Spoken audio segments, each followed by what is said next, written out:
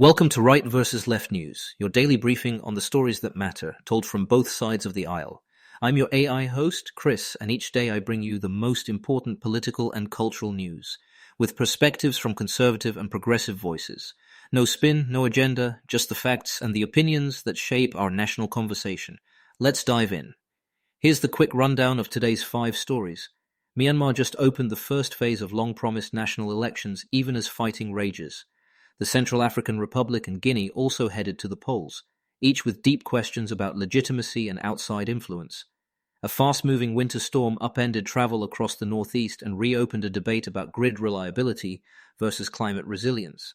And in California, the state quietly dropped its lawsuit over billions in cancelled federal funds for its bullet train project, vowing to push on without Washington's help. Much of today's on-the-ground reporting comes from Reuters and the Associated Press, with key context from the Federal Energy Regulatory Commission, the North American Electric Reliability Corporation, and Human Rights Watch. Before we jump into today's stories, a quick word from our sponsors.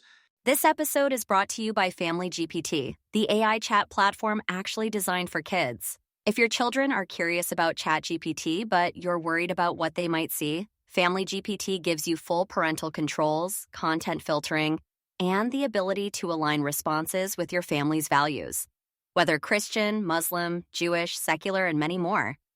Monitor every conversation, set usage limits, and let your kids explore AI safely. No ads, no data selling, complete privacy. Sign up free at familygpt.chat. Thanks to our sponsors for supporting Right versus Left News.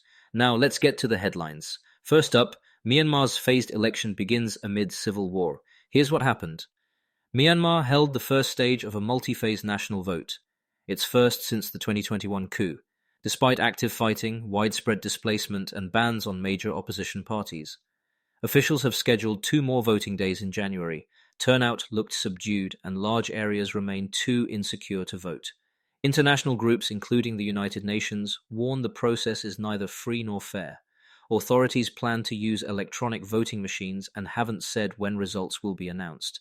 Human Rights Watch is urging foreign governments to reject the polls as a sham.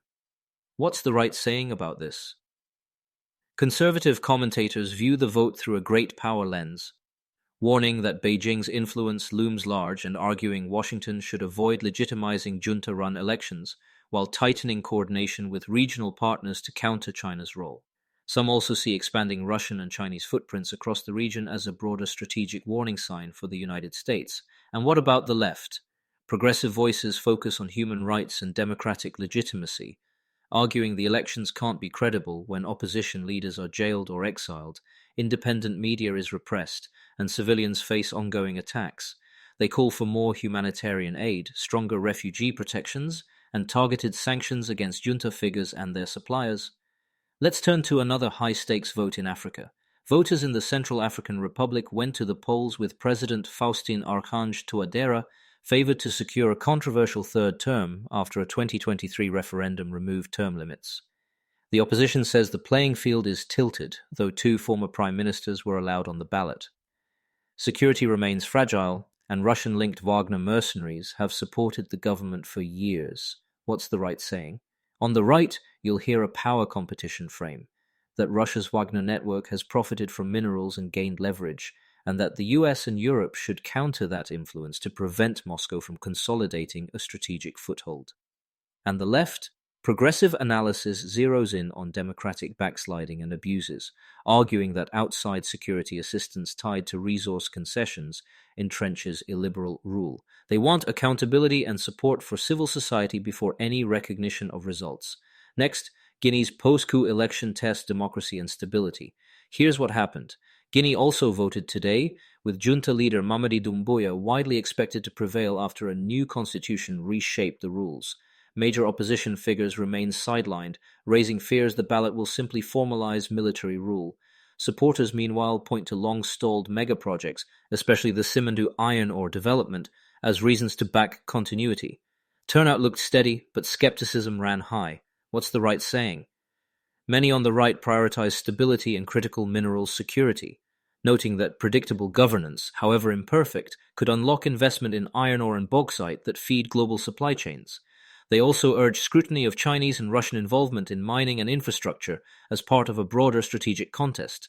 And the left, progressives warn that blessing a military-managed vote risks normalizing coups and shrinking civic space. They want strong conditions on aid, protections for journalists, and a credible roadmap back to civilian rule before deepening economic ties. We'll be right back with more of today's news after this brief message. This episode is brought to you by Family GPT, the AI chat platform actually designed for kids. If your children are curious about ChatGPT, but you're worried about what they might see, Family GPT gives you full parental controls, content filtering, and the ability to align responses with your family's values. Whether Christian, Muslim, Jewish, secular, and many more. Monitor every conversation, set usage limits, and let your kids explore AI safely. No ads, no data selling, complete privacy. Sign up free at familygpt.chat. Thanks again to our sponsors. Now back to the news. On to the weather. A winter storm snarls travel and revives the grid reliability debate. Here's what happened. A quick-hitting winter storm dropped snow and ice from the Midwest into the Northeast over the holiday weekend, prompting states of emergency in New York and New Jersey and leading to thousands of flight delays and cancellations at New York area airports. Airlines issued change fee waivers, while road crews battled slick conditions. What's the right saying? Conservative outlets emphasize reliability first, warning that soaring electricity demand, including from data centers, is outpacing firm power supply. They argue that permitting reform, winterization, and maintaining dispatchable generation are essential to prevent blackouts in extreme cold. Recent assessments from grid regulators have flagged elevated winter risks, and federal energy officials are pushing stronger cold weather standards. And the left, progressive voices connect repeated winter disruptions to climate trends, driving heavier precipitation and more volatile extremes. And they call for accelerated grid modernization, from transmission build-out to storage and distributed energy, alongside hardening infrastructure and better outage communications.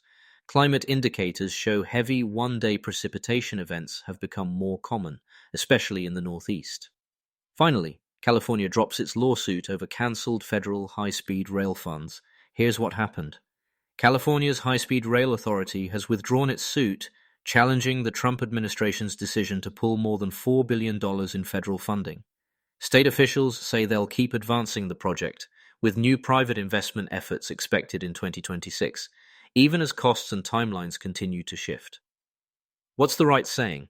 Conservatives call the move a quiet admission that Washington won't be a reliable partner for a project they view as a cautionary tale, pointing to cost overruns and missed deadlines as reasons to prioritize road and freight upgrades instead.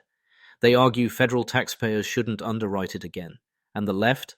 Progressives counter that high-speed rail is the kind of generational infrastructure the U.S. chronically underbuilds, key to cutting traffic, pollution, and emissions.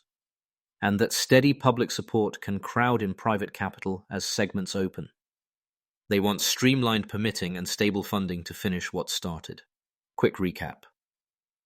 3 contentious elections, Myanmar, the Central African Republic, and Guinea, may reshape regional power dynamics and test democratic norms. A winter storm rekindled the fight over how to keep the lights on as the climate shifts, and California recalibrated its bullet train legal strategy while trying to keep the project on track. We'll keep watching both power and legitimacy, at the ballot box and on the grid. That's it for today's episode of Right versus Left News. Remember, understanding both sides isn't about picking a team. It's about being informed. Subscribe wherever you get your podcasts and join us tomorrow for another balanced look at the day's biggest stories. Until next time, stay curious and stay informed.